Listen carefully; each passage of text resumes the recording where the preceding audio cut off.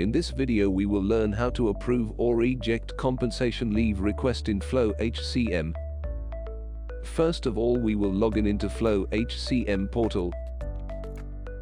Here is the dashboard. Click on the Leave module on top navigation bar. So here you can see Leave Approval Form.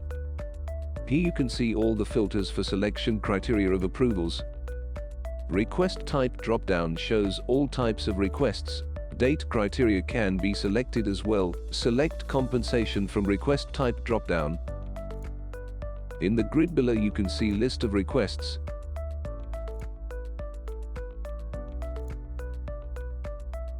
You can either approve or reject any request and enter comments. Then save.